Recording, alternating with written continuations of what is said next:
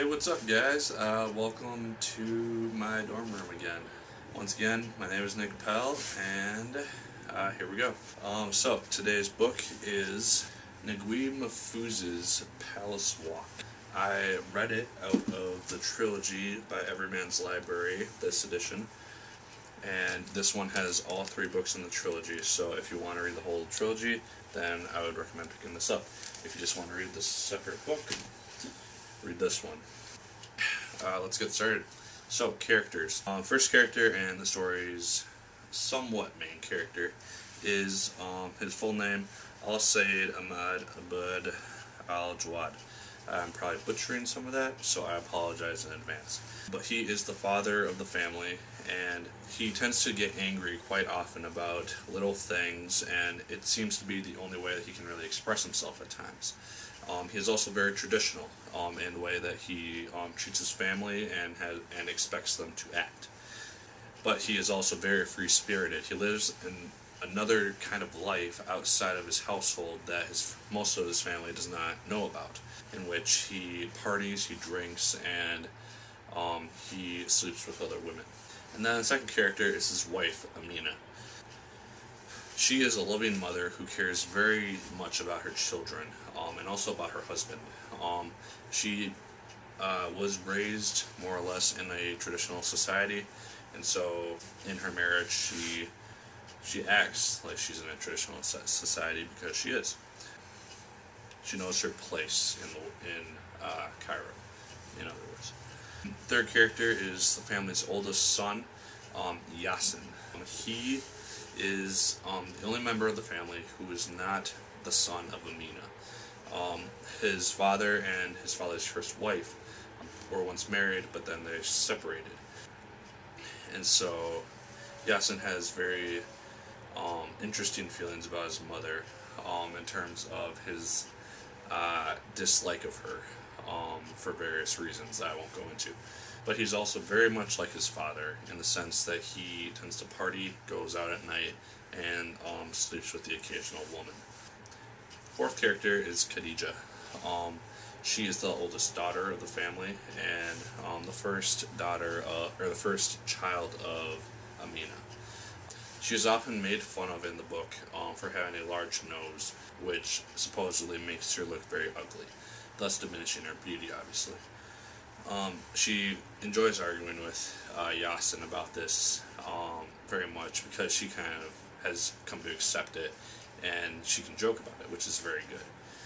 She's also very strict at times because she was not blessed with beauty in a sense. She is able to be very particular and very strict in various matters. Alright, fourth character is Fanny. He is the second oldest son of the family and the first son of Amina. He is probably the most rebellious and idealistic of the children, which is more expressed towards the second half of the novel. He's also going to school to become a lawyer, which is very interesting, and parts of that are played out in the novel itself. We also have Aisha, who is the youngest daughter of the family. She is very beautiful as opposed to her sister, and they often bicker about their own beauty. Or when the novel starts out, about halfway through it or so, or a little before, she begins to get marriage propositions from various gentlemen, and while Khadijah does not.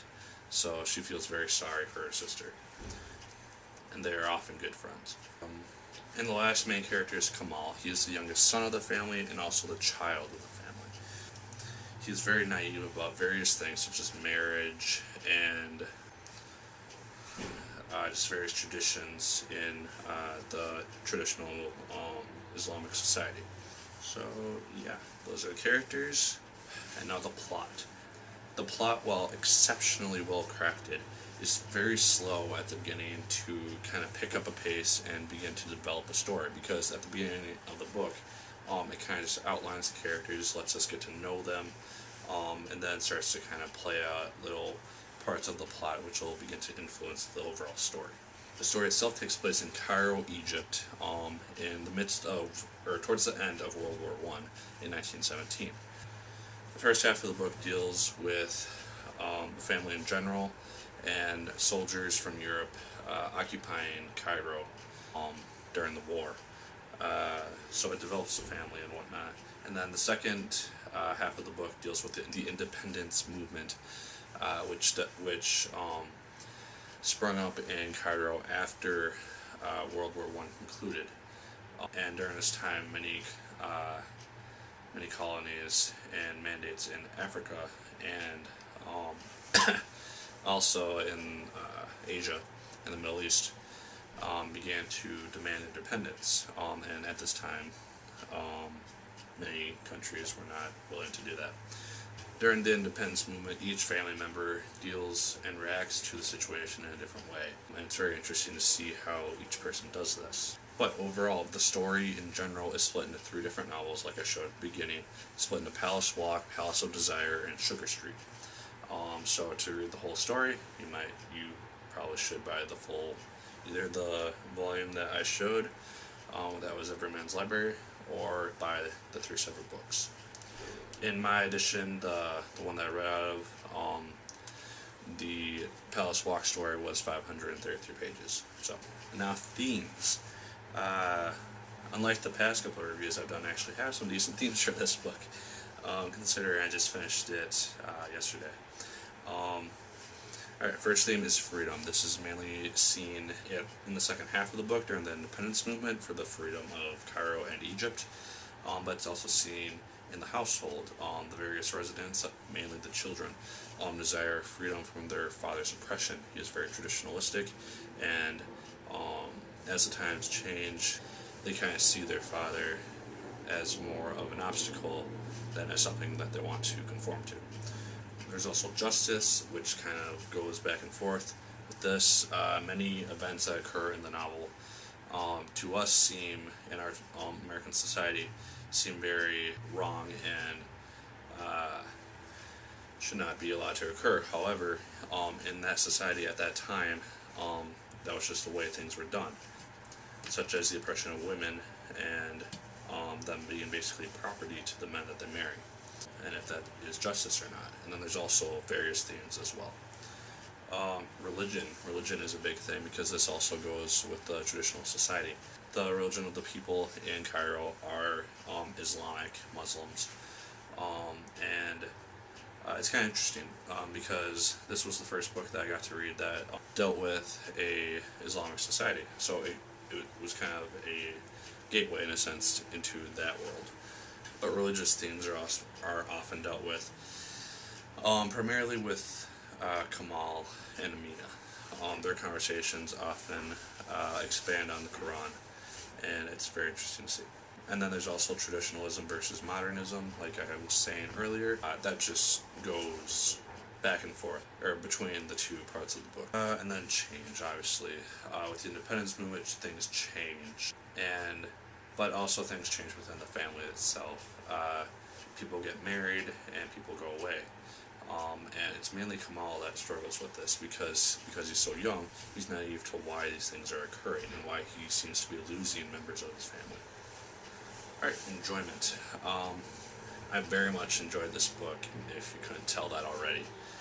Oftentimes Mahfouz's writing seemed to parallel that of Dostoevsky to me in his writing style, which made me very happy. The story is superb and very gripping, especially in the second half of the novel, which dealt with the independence movement, because that's where the plot kind of starts to take off, and you see ideas start to contradict each other. You see the British come into Cairo, and how their occupation of Cairo is dealt with. However, the ending is very unexpected and also very sad. I was very surprised when I read it yesterday, because I honestly did not see it coming at all. And it got me to instantly start reading the next book in the series, which was easy because I had it in the complete set. each character undergoes significant changes throughout the book, which end up defining who they are as people, because who they are at the beginning of the novel are not the same people as they are at the end of the novel. I can guarantee you that.